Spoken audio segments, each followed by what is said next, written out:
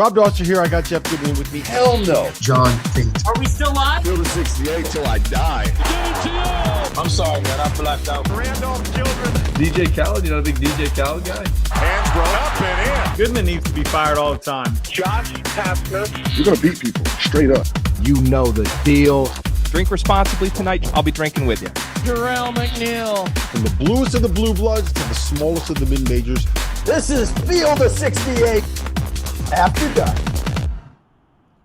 What is up? Welcome into Field of 68 After Dark on what was an absolutely loaded Friday night in college basketball. So many different games we have to unpack, and we'll do that here in just a little bit. We're going to dedicate the entire show. We're clearing everything. We're going to get to every single game that was played tonight in Division One. Stick around for that. I'm John Martin here tonight with my guys, Terrence Oglesby and Kevin Sweeney. Find us on YouTube. Find us on X. Find us on Facebook. Find us on YouTube. We're everywhere. We're everywhere except Twitch, okay? And Sirius as well. So we do have a lot to get to tonight. We're going to preview Saturday. We're going to catch up with Kam Jones from Marquette. So we do have quite a bit to get to on the show today. Thanks for making us a small part of your Friday night. Fellas, I'm obviously being facetious when I say that it was a packed slate tonight on Friday night. T.O., I will ask you philosophically before we get into the games that did happen, because I think there were, at least of the three, two were pretty significant results for the teams that did get those wins. Should college basketball maybe tweak their philosophy a little bit in regards to laying claim to Friday nights with more meaningful games after football ends, or is this just not ever going to happen? Look, here's something for that's a great question for the know-it-all guy in Sweeney, because Sweeney, he knows about all those logistical things. I don't know so much, but would I like to see more games on a Friday? Sure. It doesn't make sense, but the ones we had tonight were actually pretty good. And talk about the benefit of San Diego State, Nevada, VCU, Dayton, like the huge benefit to being the only games on in the country. So good for them for being able to find that little hole in the schedule to where they got all the attention. But no, I agree with you. I wish there was a little bit more. But that all being said, we were lucky to have a couple of good ones. One was pretty ugly, and then the other one obviously hurt a lot of people's feelings. All-time bad beat. All-time bad beat. It might have been. It might have been for San Diego State people who picked that one. Those idiots, right? Sweeney, do you have everyone's travel schedule out so that we can maybe determine whether or not we can make Fridays work moving forward? Is this just a dumb cause? And is Friday nights in college basketball just a dumb hill to die on? No, I'd love more Fridays. I think it's possible. I do think we're seeing more of it. I think Fox has put some big Mountain West games on Fridays, and that's an opportunity for that league to get a little bit of extra exposure, and the A10 as well. I think we should see more at the high major level. I think it's great for fans, especially students, right? Think about how great a student turnout you're going to get when you get a Friday night game, sold out crowd, everybody revved up, everybody gets to go out afterwards. To me, that's college basketball. So I'd love more Friday nights. It'd be great. Yeah, we'll see what happens. And we'll get to the San Diego State piece and why I feel like I'm just cursed when I host this damn thing. I don't know. Either Memphis loses or I lose. It's just very rare that I ever come on here and my day has just been fantastic before I show up. But we'll get to that in just a bit. Let's start with what VCU did at the house today. A big win for them at home over number 18 ranked Dayton, 49-47. That is, as you said, T.O., that is a hideous score, but it was a beautiful result for the Rams, was it not? It certainly was. Hey, Siegel Center, unbelievable atmosphere. I had the opportunity to do Richmond, VCU, a couple weeks ago. This season has gone long. I'm not exactly sure when it was, but it was awesome. What a crowd they have. And this VCU team this year is much different than what we've seen in years past. And not so much from the body size and the athleticism. That's still there. It's just they're bigger. They're a little bit more methodical in how they approach things. And Ryan Odom coaches a different style of ball. It's not this havoc situation anymore. However, they do have the body size to really defend, as evidenced by tonight. And they play much slower and into half court, so they can beat you up a little bit physically.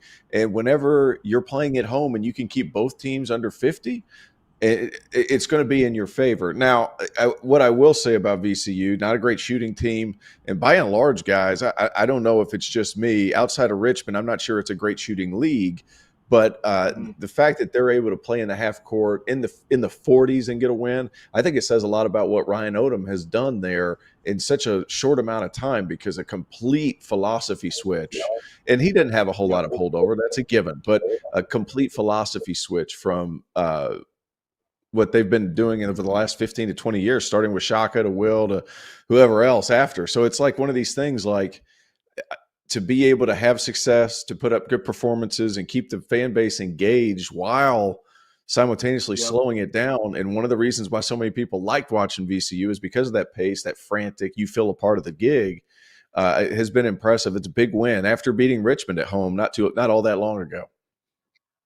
Yeah, Sweeney, it just sort of feels like with VCU, they've come really close to maximizing some opportunities.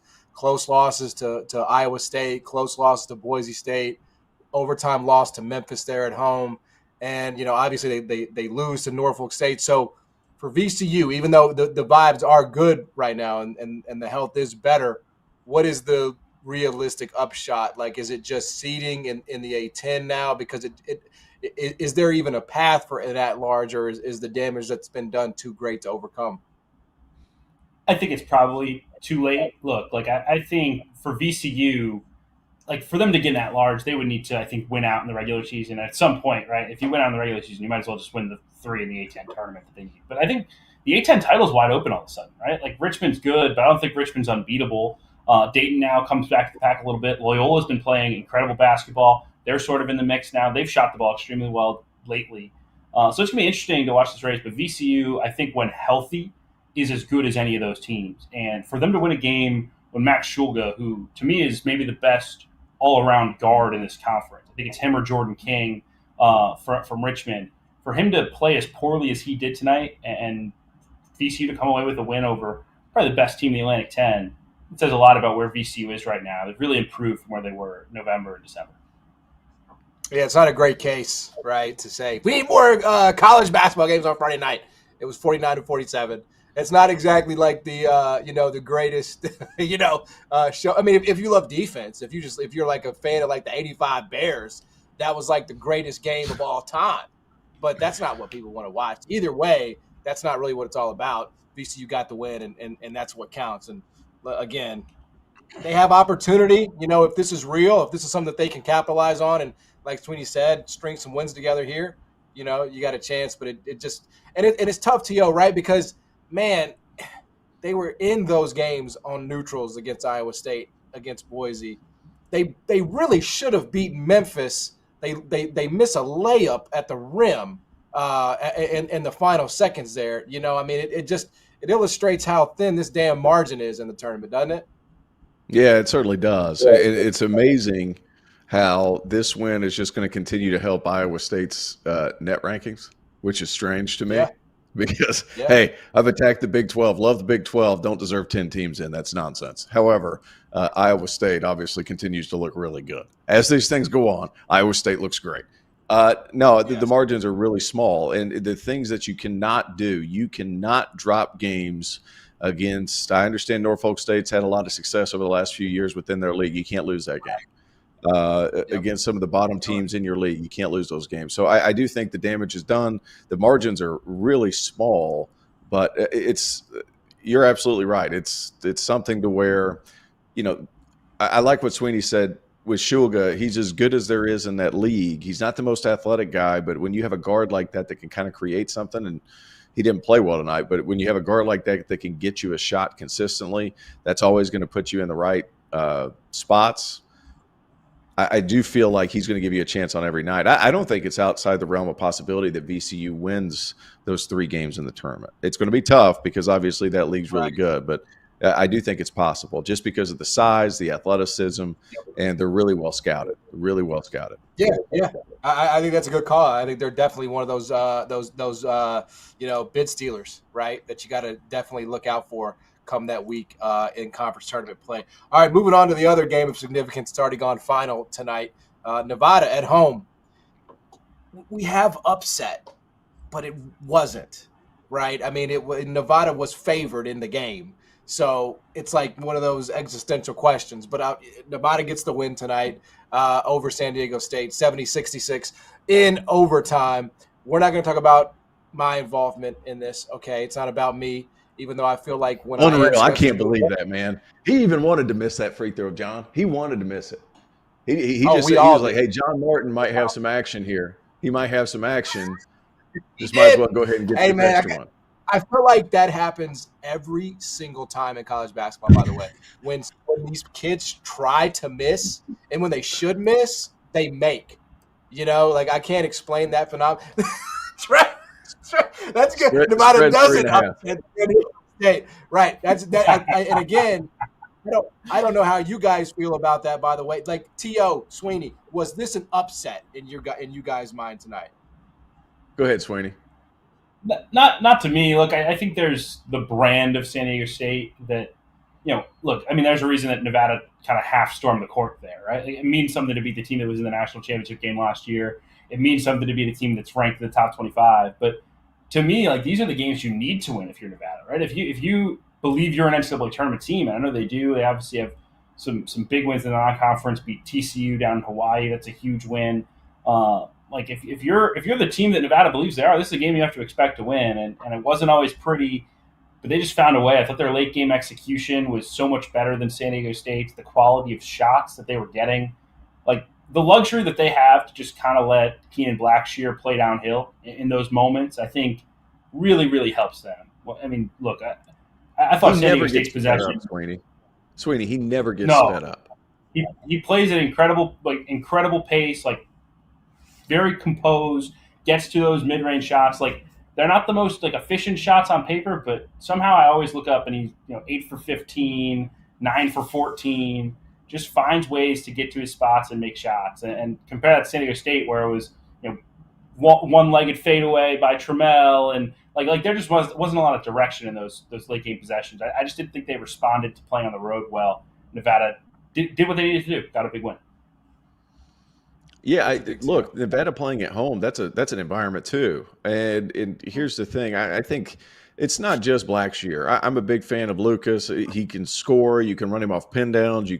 It's almost like Alford's running plays for Alford. That's how he runs his offense. It's either an isolation player or the guy's coming off staggers. And I really like Nick Davidson, who whenever I was out there at that game, he just does all those little things. He gets in quick putbacks. He's really good screener. He can step out and shoot. Look, Nevada's good. And after beating Utah State on the road, that's a tough environment too. They're looking more and more like a tournament team, very much playing themselves in for an at-large bid. Now, how many seeds does the Mountain West actually have? To be determined, obviously. There's still a lot to play, and you can't lose those games towards the bottom of the league, but this was impressive for Nevada. Now, reeling off 3 in a row, 2 of the last 3 against top 25 teams. I mean, that's massive. And they're going to continue. If they're going to have to hit more shots, obviously, but they have enough talent on that team, and they're big and they're physical to win the majority of the rest of their games. I like this Nevada team. I think Alford's done a really nice job.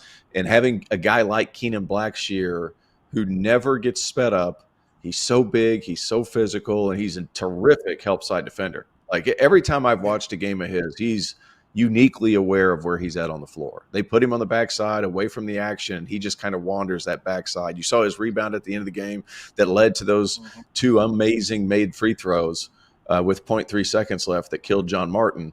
But he just knows where to be all the time. I just want that. I just keep replaying that Patino quote, man. I just want to go outside and die of frostbite. Blackshear, best free throw shooter in the country with 0.3 seconds left. T.O., real quick, I want to get your thoughts on San Diego State because I watched them and, like, again, a lot of pieces are back. It feels like to me watching them, and maybe they should have gotten some calls tonight they didn't get, but it feels like to me watching them they're going to be very reliant on an official respecting their physicality. It didn't really feel like most of the night that happened for them. Do you agree with that sentiment? Because if you're projecting this thing out to the NCAA tournament, it feels like to me San Diego State has to get that respect on a neutral site with that whistle and get to the line. And if they don't, it's going to be very hard for them. I think they need to bring the physicality every game. I think that's going to bode well in the NCAA tournament when all the referees swallow their whistles. And I also think they should have gotten the ball to Ledee in overtime. And I can't remember who was calling that game, but he harped on it. I was like, God, we get it. He was begging. I think he had the over on Ledee's player prop, bro. Like that guy, whoever that was. He might have, but they should have relied on him more. They have Reese Waters, they have Micah Paris, good players, but you got to get it to the big dog. Yeah, listen, we have a lot more to come here on the show. Obviously, tomorrow, big slate, so we'll preview some games tomorrow on the weekend, and we'll make some picks as we always do. And then, of course, we have last call as soon as this show is over. I'm John Martin, hanging out here with Terrence Oglesby, Kevin Sweeney. When we come back, we're going to catch up with Kam Jones, Marquette guard. Rob and Jeff sat down with him. We'll get the scoop from Kam Jones when we get back. You're watching Field of 68 After Dark. As you guys know by now, we've partnered with BetMGM this season. We'll be using BetMGM lines to make all of our picks, and we'll have special offers for the listeners and the viewers of the Field of 68 each and every week of the college basketball season. We have a special offer that will be available starting on Tuesday, January 9th and running through Monday, February 12th, the morning after Super Bowl 58. If you haven't signed up for BetMGM yet, in honor of the big game, you can use the bonus code FIELD158 and you'll get $158 in free bets on your first wager with BetMGM, regardless of whether or not you win that first bet. Here's how you make it work. Download the BetMGM app. Sign up using the bonus code FIELD158. Deposit at least $5 and place your first wager on any game. You'll receive $158 in bonus bets regardless of the outcome of your bet. Just make sure that you use that bonus code FIELD158 when you sign up. And remember, BetMGM is now available under one wallet in select states. As a New Jersey resident, this is super convenient when I have to go cover games in New York or Philly, which happens quite a bit. When you cross state borders, you just log into your existing account and fire away. You don't have to create separate accounts in each state. It's easy, it's simple, it's clean. And most importantly, we have some fun stuff coming up for the heart of the college basketball season. Bet insurance tokens, college hoops odd boosts, and my favorite, a nice juicy parlay boost. So download the BetMGM app and sign up today. Field 158.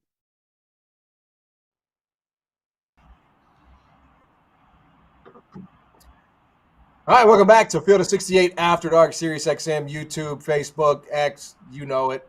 We're all here. John Martin, Terrence Oglesby, Kevin Sweeney. But our friends, Rob and Jeff, got a chance to catch up with Field of 68 fashion correspondent. Yeah, I mean, depending on the day. Yeah, more like we tolerate them, right? We tolerate them. Field of 68 fashion correspondent, Marquette guard, Memphis native Kam Jones. This was their conversation.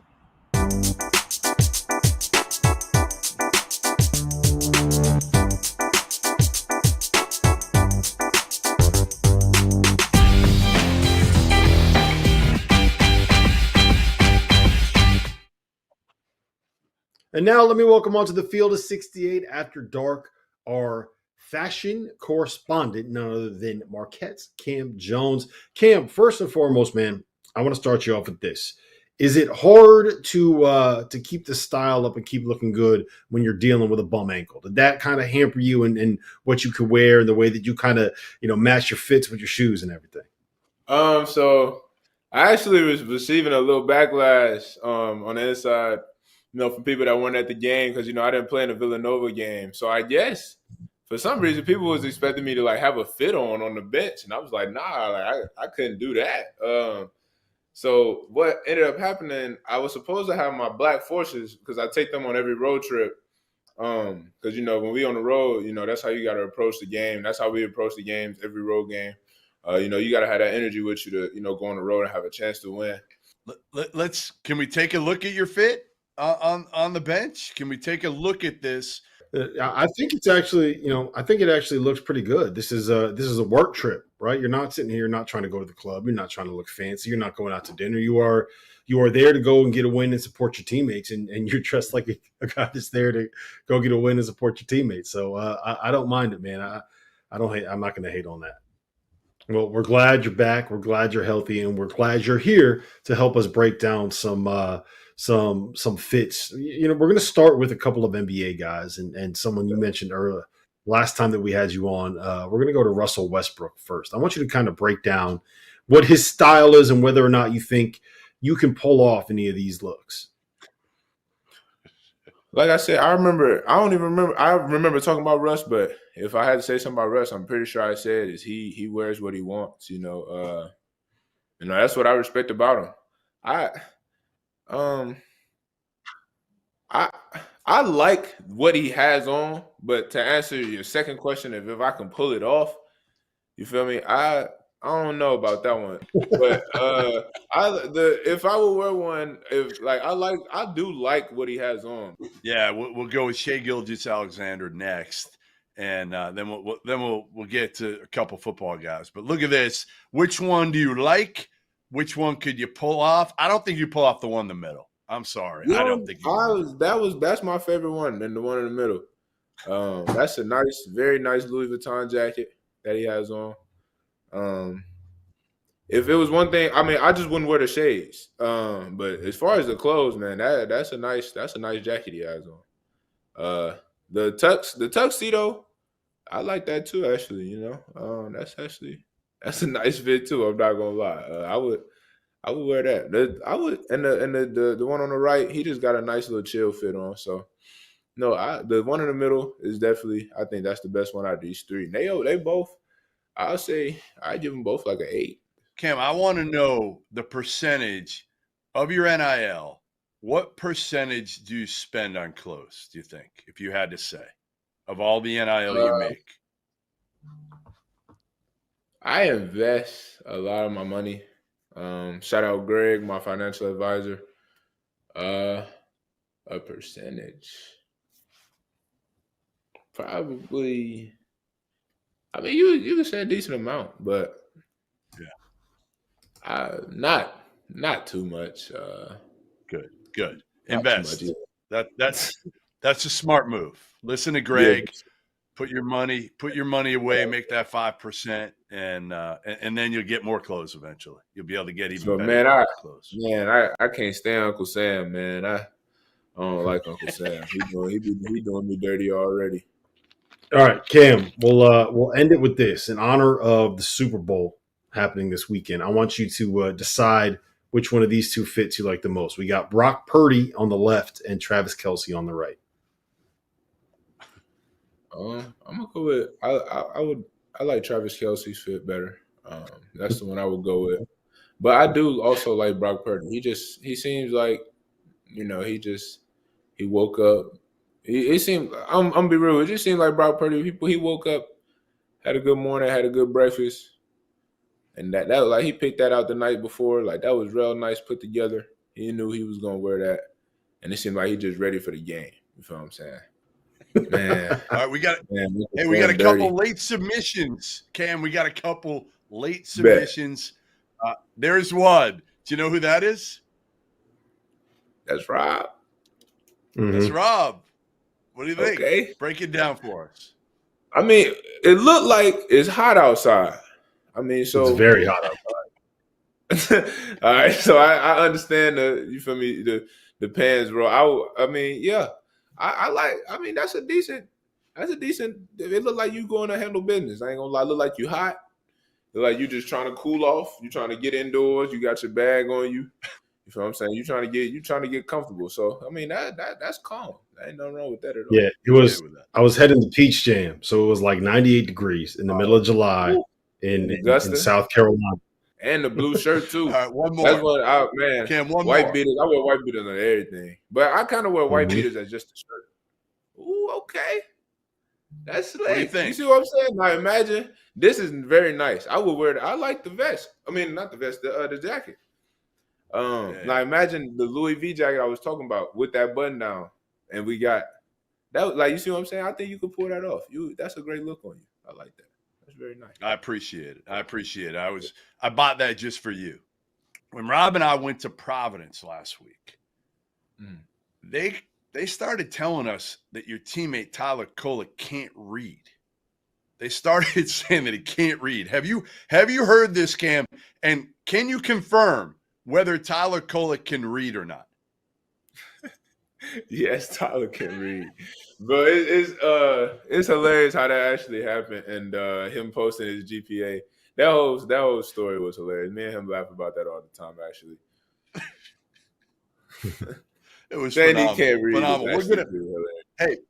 We're gonna get him on. Next one is gonna be the four of us, and you know what we're gonna do? We're gonna give him a little reading test. We're gonna give him a reading test. So if you talk to him tonight, tell him to start working on it. All right, we might start tough with like cat. All right, we might start with cat. Oh my god, that'd be crazy. That'd be hilarious.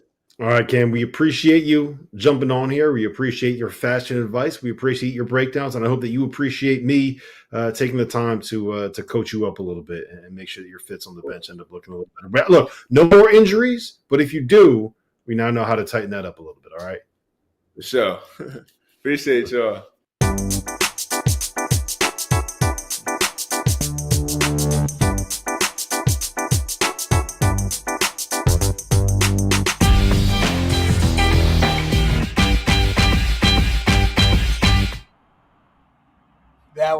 That was epic. That was absolutely epic. Epic is a word, John. Epic is a word. But I just spent 5 minutes of my life talking about a Jeff Goodman jacket that wasn't tailored and jeans from when Sugar Ray was popular. What are we doing? That was like the Ed Hardy jeans. They had like the rips in them, you know. I'm embarrassed. My man's got Jeff Goodman had bedazzled back pockets on those jeans, and we're sitting here evaluating him. He really did. What are we doing? Cam let him slide. And then what's up? I don't know if like I should look at his jacket or start playing checkers. I don't know if I should look at his jacket or start playing checkers.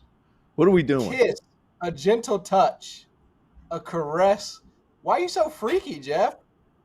I mean, where are you staying at? Where are you I'm enjoying the whole. It's big home goods vibes. The whole thing is just straight home goods. Yeah. I mean, who Jeff Goodman, heavy on plaid. Heavy on plaid.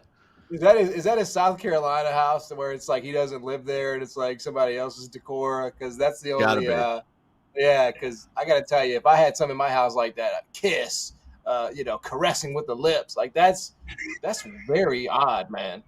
That is you don't see Goodman. You don't see Goodman as a live, laugh, love guy in his kitchen. You don't see that. I don't think so. I mean, maybe, but I gotta update my priors, man. I will tell you. I mean, when my first thought seeing that segment with Memphis and Kam Jones, that's what you have when you're from Memphis. You just have that steez. My first thought was, damn, that NIL must be good up there. He's got that Givenchy jacket on, bro. Like, right? You know my favorite thing like too? My first thought. Big fan of the Black Forces on the road. Big fan of the all Black Forces on the road. That's like I'm coming into your trap to take over your trap vibes. That's what the Black Forces are about. You know what I'm saying? That's right. Real quick while we're on the subject of Marquette, how do we feel, Sweeney, about Cat and with the healthy Kam Jones? Is this a team that can make a run when he's healthy and everything is good between he and Kolek? What do you make of this group? I think they're playing great basketball right now, and they have some opportunities, right? Still have both matchups with UConn starting next week in stores, and then in early March when they come to Milwaukee.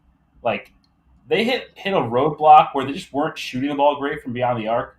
The last 4 games, they've shot over 40% from 3, and I just really feel like they're peaking at the right time. This team is so dynamic offensively with the way they share it. I really think the sky's the limit. I think they're going to push UConn for that Big East championship. Tia, what do you think? They're good. They're a matchup nightmare for anybody. They're going to play in the NCAA tournament. I think they have a playmaker in Oso Ighodaro who is sneaking around under the radar. Cam and Tyler get all the credit for them, but Oso Ighodaro is kind of the fulcrum of that offense. Like, they get it to him, and everything kind of sets into motion, and then after Kolek gives it up, he gets it back, then he becomes a playmaker. But he can take a deep breath because Oso's there just to bail everything out.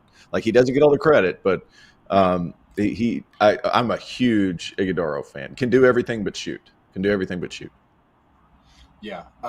Look, I'm rooting for that team.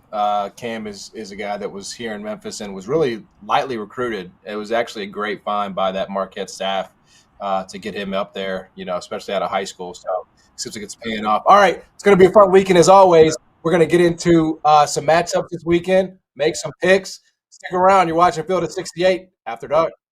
Big news, guys. I am thrilled to announce that we have partnered with Autograph, a company founded by the GOAT himself, Tom Brady. The Autograph Fandom app gives you access to the best college hoops content, fan contests, and exclusive rewards like discounted tickets, all for doing the things that diehard fans like you already do, following your favorite team in the news and listening to podcasts just like this one.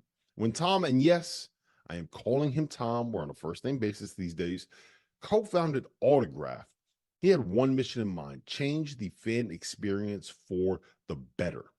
It works like this. You get all of your college hoops content you want in one place. You get articles from your favorite writers, pods from your favorite hosts, contests from your favorite creators, all on the feeds and the sites that you already enjoy. But instead of having to go to all these different places, it all comes to you in one spot, the Autograph Fandom app.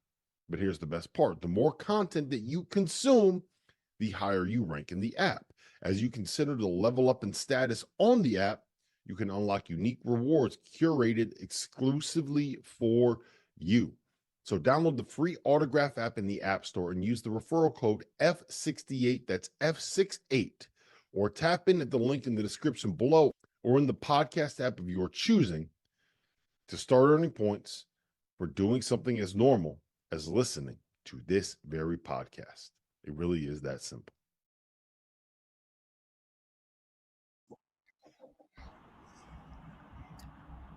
Welcome back to Field of 68 After Dark here on.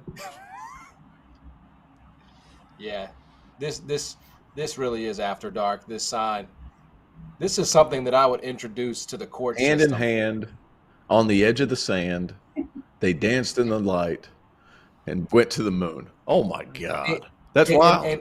Big poetry guy, Jeff Goodman.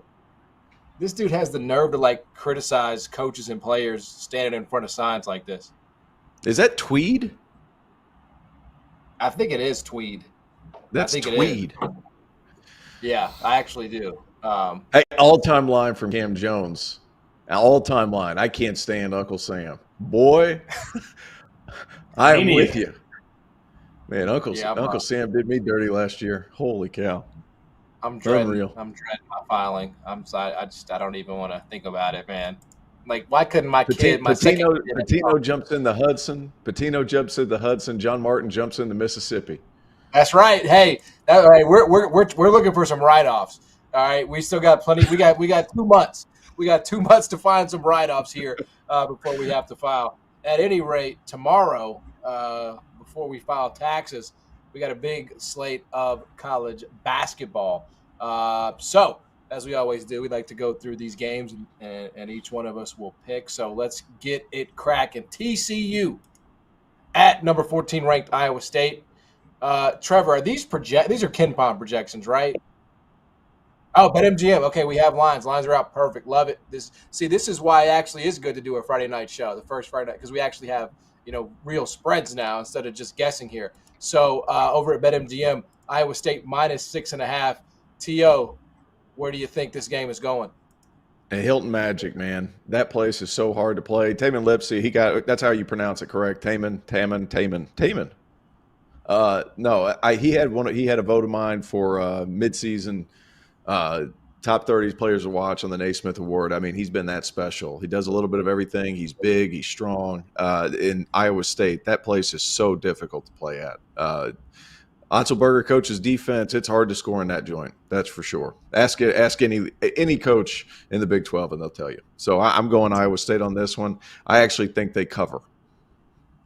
Okay. Yeah. That's going out there. I think that's, to me, is the only question in this game is does Iowa State cover the number? Because, if a team like Houston can go in there and, struggle, then certainly TCU will do the same. So, Yeah, I mean, I have Iowa State. I mean, you're giving me 6.5, but I tend to value home court advantage probably more so when we get into February in conference play. So I will agree with T.O. here. I will go Iowa State, and I will lay the 6.5.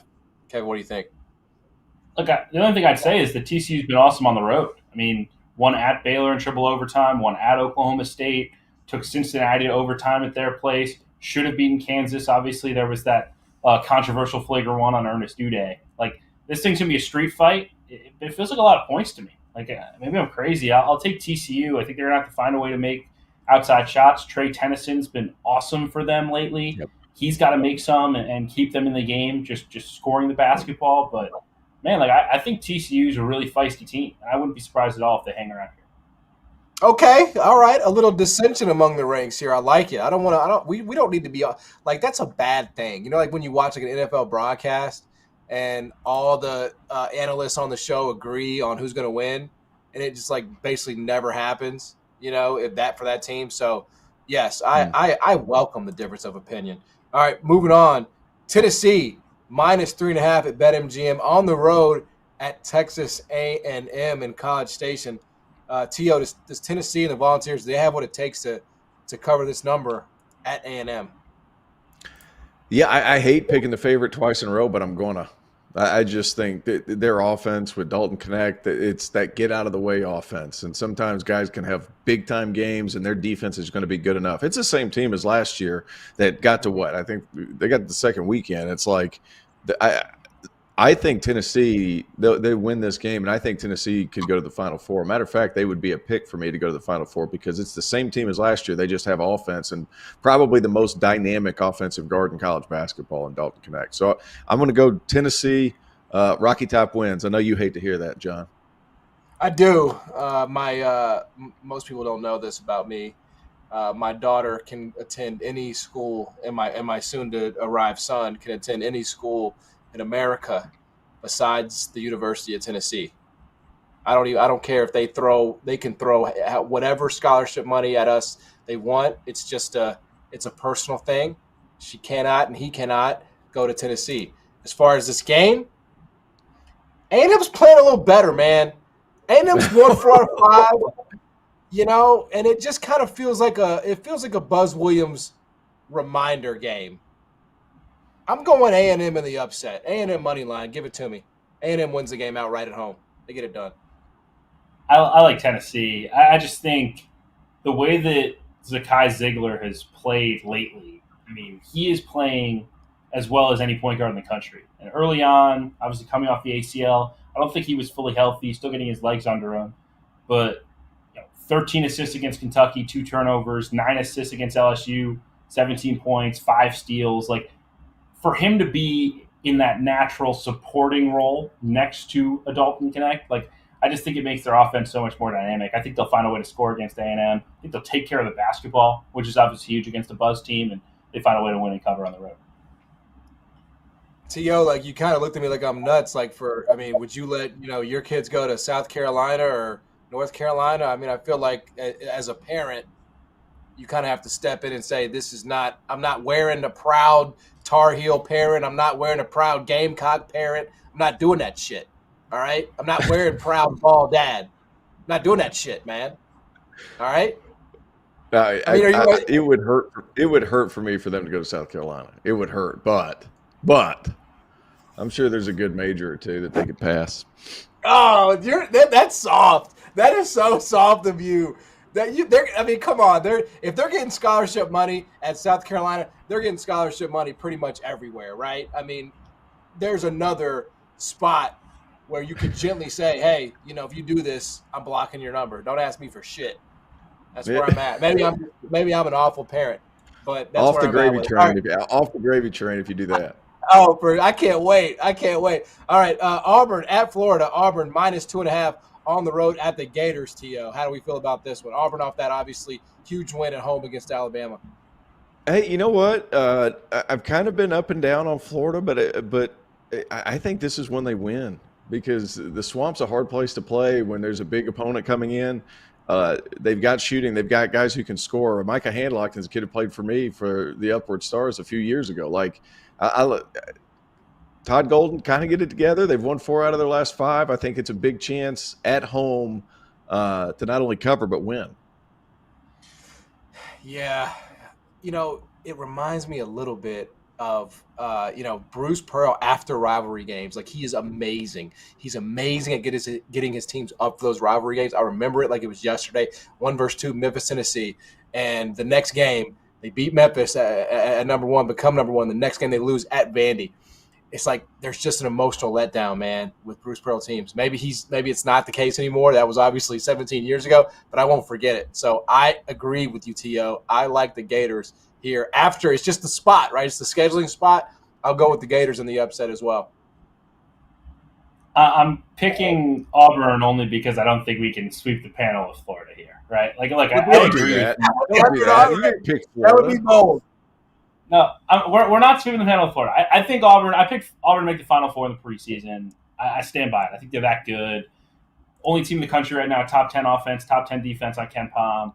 I just think they have a little bit more composure and pulse to their team than they've had the last couple of years. Like, they can go into these road environments. I don't think they're going to be overwhelmed. Like, I don't think you're not worried about Wendell Green taking a crazy shot or Katie Johnson running too hot. Like, I just think they have the ability to settle down, make smart plays in big moments. And I think Janai Broom's the best player on the floor. Like, he has been so good, truly underrated in my mind, among the best players, certainly best bigs in college basketball. Like, to me, he's an All-American. And I think he finds a way to put up a big performance on the road in Gainesville and lead Auburn to a win.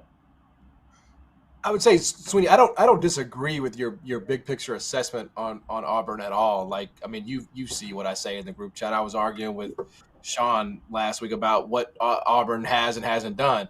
But if they lose at Florida, like, that's not a loss that prevents them or precludes them from going to the Final Four. It's just one of those Saturdays in college basketball, right? I mean, it's not like it's going to kill them. Look, I just think the one thing is I think they're hungry. Like, I don't think they've accomplished yet what they want to accomplish, right? They finally got the road win at Ole Miss. That was big. Turn around and beat Alabama. Like, to me, if they win this game, all of a sudden is Auburn one of the best teams in the country. I think they're ready for that challenge. Like, I don't think they're backing away. I think they find a way to bring a really spirited effort and win on the road. Yeah, I agree. I agree on the stakes. And then finally, before we get to the second half of the weekend preview, Illinois at Michigan State. Obviously, Illinois is in the top 10, yet they are 3.5-point underdogs here at Michigan State. T.O., what do you think?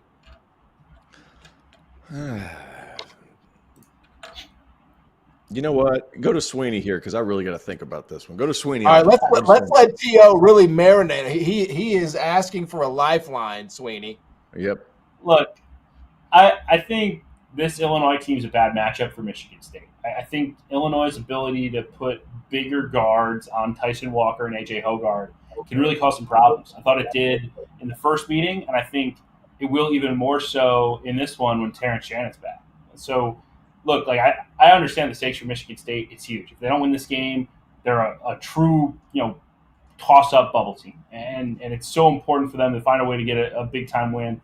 I think they'll play well. Like, I think Michigan State's going to come out with energy. I just think Illinois is the better team, and I think they find a way to run on the road and get a signature win for Brett Underwood's team. Yeah, I mean, with the exception of the Baylor game, every time Michigan State has seen a team that metrically rates as well as Illinois, it has not gone well for them. And I think the same is true here. I mean, can Michigan State win the game? Of course. Like, they were a top 5 preseason team, but there's no way in hell I'm laying 3.5, for example. I mean, that's gone way too far. So for me, I would just take the 3.5 here. I mean, I know it's a cop out. So I'd say Illinois wins the game. I think they're better. I think their metrics are better, and I think this is a ridiculous number here. I think it's just gone way too far. So Illinois straight up for me. Tia, what do you think? Michigan State needs this game. They need this game, and they have Tom Izzo. I think I'm going with Michigan State. Completely defensible. I understand it, But one old adage for me when it comes to games like this and spots like this is if a team has to win, right, they're probably not very good. They're just probably not very good. You don't say that about top 5 teams. They have to win unless it's the championship. We'll come back with the second half of the weekend preview. Watch the Field of 68 after dark.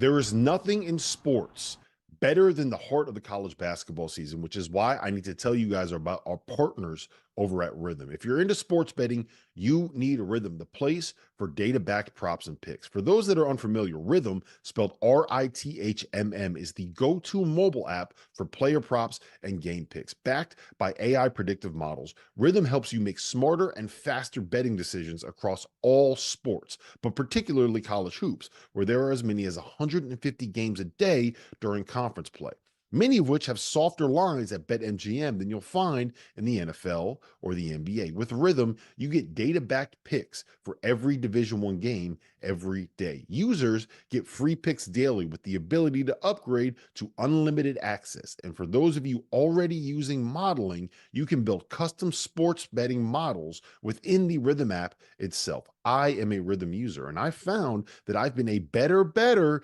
when I focus on lines where my gut and Rhythm's modeling are aligned. When I think UConn can cover on the road against Butler and Rhythm backs that up, we fire. But Rhythm also helps lead you to plays that you didn't know you needed to make. Like, for example, when the data says bet the over in UMass Lowell versus New Hampshire because you have a 61% edge on that line, you bet the over and you bink. So if you want to increase your edge and win more bets, go to the link in the description below and download Rhythm today. That's RITHMM, the place for data-backed props and picks. Welcome back to Field of 68 After Dark. I'm John Martin, joined tonight by my guys Kevin Sweeney and Terrence Oglesby, going through all things college basketball this week. And we already somehow managed to, I don't know how we did it, fellas, we managed to get through tonight's slate incredibly efficiently, as packed as it was. And now we are on to Saturday. If you have a question, by the way, when this is all over, we're going to be hanging out for 30 more minutes over there on Stadium. So if you have a question that you want any of us to answer or all of us to answer, submit it in the YouTube chat. We'll answer it over there on Stadium for last call. Okay, let's get to the second half, fellas, of the weekend. Arizona, fresh off a thrilling triple overtime win. Tio, we were talking about pain. Utah plus 5.5 was some pain, brother. That was some pain. All right, at the house at 3 overtime. I would have definitely been. I would have needed to have a Virginia Slim after that one. Arizona at Colorado. Colorado minus 1.5. Virginia Slim, huh? Yeah, I mean, just the longest, skittiest Virginia Slim you could imagine after that one. Colorado minus, or a Newport straight up. Colorado. I was about to say. Yeah, something with the heavy menthol, right? The heavy menthol. What do you think? No, I think that's a tough game. I traditionally, Arizona hasn't done great on that Utah-Colorado trip. It's I like this Colorado team, guys. I think they have some talent. Obviously, they have KJ Simpson, who was originally committed to Arizona, by the way, who's turned into a really good point guard for them. He's shooting the ball incredibly well. How could you not be a fan of Cody Williams? I think Colorado could spring an upset here. Arizona's playing well, and they've been flirting with the edge. So I think this is one where at Colorado, they've struggled in recent years. That's not an easy place to play. It's at elevation. They're coming off a road thriller at Utah. I made the mistake of picking Arizona to win this game last year. This is a hard one. And Colorado's a tough place to play. Give me the Buffs. I'm going Buffs to win outright. You're exactly right. It's one of those games where the market has separated from the metrics. Metrically, you'll look around and you'll see that this is projected as a win for Arizona. But you have to take into account the lack of rest. I mean, it's a really quick turnaround for Arizona, and it's a 3 overtime game going to into the altitude, the elevation. I have an Arizona bias. I'm addicted to them. I love them. I love Caleb Love and the story and the redemption. Like I'm all about it. I love that team. I think they can make a run. I think this is just a dog shit spot, and they're going to going to be better days for Arizona, but it ain't going to be tomorrow. I'll go Colorado as much as it pains me. You know the deal. You know the deal. I got to get a new drop, man. That's like old shit. Kevin, what do you think? I'm on Colorado as well. Look, I think this Colorado team really needs a big win. I mean, we were doing the Fielding the 68 show, bracketology this afternoon. They're not even in the first four out. Like, they've got a lot of work to do despite being a top 30 team on KenPom. And what better opportunity than this? On your home court, at altitude, against an Arizona team that's worn down after playing 55 minutes of physical basketball on Thursday night, right? Like, if not now, then when? And I believe enough in this Colorado team that they're going to find a way to win this game. I think it's going to be a big night for Cody Williams. He was out for a couple of their big losses, including they lost to Arizona State. That's a loss that hurts their resume. He was out in that game. Like, I think with him healthy, this is an NCAA tournament caliber team, and they find a way to win this one and punch their ticket. Maybe not punch their ticket, but push themselves a lot closer to the NCAA tournament in March. All right, moving on to that's going to be a Big 12 matchup next year, right? Arizona, Colorado. That is going to be a Big 12 matchup. Deion Sanders is coming, baby. So yeah, we'll stay here in the future Big 12. Number 13 ranked Baylor at number 4 Kansas. Kansas, of course, coming off the overtime loss to Kansas State. Kansas minus 6.5 over Baylor. T.O., how do you see this one playing out? Kansas coming on a revenge game after Bill Self's been after them for a few days. I don't see. I actually think they win this game 10 points. And I love this Baylor team. It's just Fog Allen, Bill Self, pissed off, in-state loss. I think Kansas wins this game and they cover. I agree.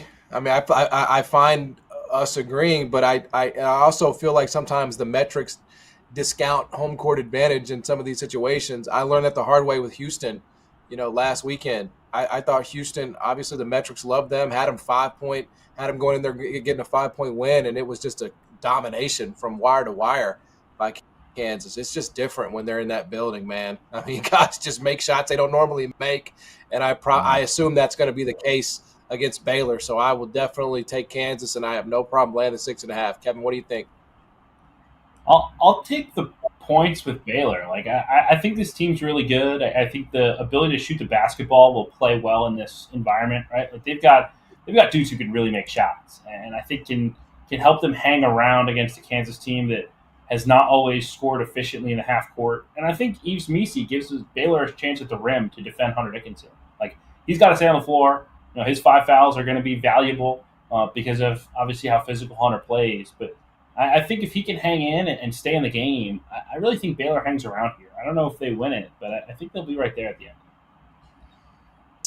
And then finally, I gotta give both these coaches credit for this game. Gonzaga at number 17 ranked Kentucky. Just kind of, I mean, obviously it stands out. 3:00 Central Time, 4:00 Eastern. It's definitely the game I'm looking most forward to, just because both coaches had the balls to schedule it in this point of the schedule. Gonzaga, 3.5-point underdog at Rupp. They got to get one, right? T.O., they got to make this right at home after this skid. You know what? It's always good to beat Vanderbilt, but I think that Kentucky gets this one. Gonzaga is just not as talented as what they have been in recent years, and Kentucky does have a lot of talent. They haven't defended, but they're also scoring 100 points a game. They've almost turned into Gonzaga of yesterday. Like, they guard some, sure, but like offensively, they can score 100 points every night. So give me Kentucky continuing to get their rhythm, and I just think their guards are just too good. I struggle, man, because where I feel like Gonzaga can have some success is on the interior.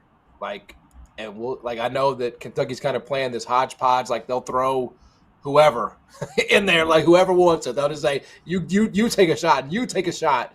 And this feels like one where Graham Ike can actually maybe have his way a little bit. Again, you're right on the guard situation. I like the points. I like the points with Gonzaga. If I'm getting 3.5, I'm getting basically 2 possessions here. I think I'm going to take that. I'm going to take Gonzaga plus 3.5. I hate to – do I think they win? Gonzaga wins. They do it. They deliver a death knell. How about that? to John Calipari and mattresses get thrown out of apartment buildings in Lexington and everybody goes crazy. Give me Gonzaga straight up. They get it done. It'll be full hot seat time for Kentucky fans if they lose this game. Look, I just think they have more firepower than Gonzaga does. I think Gonzaga's a good team. I hope they find a way to the NCAA tournament because I think that this team has probably gotten more grief than they deserve. Like I truly think that this team is solid. They just haven't had as many opportunities to go get those big wins. And I just think this is a tough time to do it. I mean, Kentucky's so dynamic offensively. I think they outscore Gonzaga in this game. I think it's high scoring. I think it's high 80s, maybe low 90s, but Kentucky outruns the Zags to a big win. Yeah, I mean, I don't have the total in front of me, but I mean, obviously, I would obviously be very interested in. I mean, if it was anything under, off the top of my head, 165, like I would probably be interested in that, just because I don't know how many stops either team is going to be able to get in this game. So 3:00, I'm looking forward to that one. All right, we got toast of the night on a light night in college basketball. T.O., do you want to start us off? Should I go to Sweeney? You tell me. Go to Sweeney. He looks like he's got something cooking in that bed and breakfast he's staying in. Man, I wish I had a good toast. I mean, 3 games makes it difficult. Look, I'll toast to Ryan Odom. I mean, the job that he inherited at VCU, obviously it's a place where it's incredibly difficult. There's been a way people have done things in the past, and I think he had his convictions, right? And he felt like if they were a little bit more skilled, a little bit more deliberate in their pace, as T.O. alluded to early on, they'd have a chance to win. And I think when you do that and you don't have immediate success, the questions start to come quick. And that place, you expect to win at a high level. So to pay that off with a big win tonight and kind of prove that what you're doing is working is big. So cheers to Ryan Odom. Cheers to the VCU Rams. So, everybody has to drink, Tia. That's the thing. All right. I feel like people have gotten a little lackadaisical with that on the show. It's like somebody toasts and then everybody doesn't drink. I've just noticed that in various shows. I'm not calling you out. I'm just saying, like, we have to do it. We have to all, join in. For me, it's going to be Mountain West home courts. My God, bro. Is there like a more dependable thing in America than like a Mountain West team winning at home? I mean, it's just insane. It's like, if you're on the road in Mountain West, just understand it's gonna be a long night for you. So I'm going Mountain West home courts.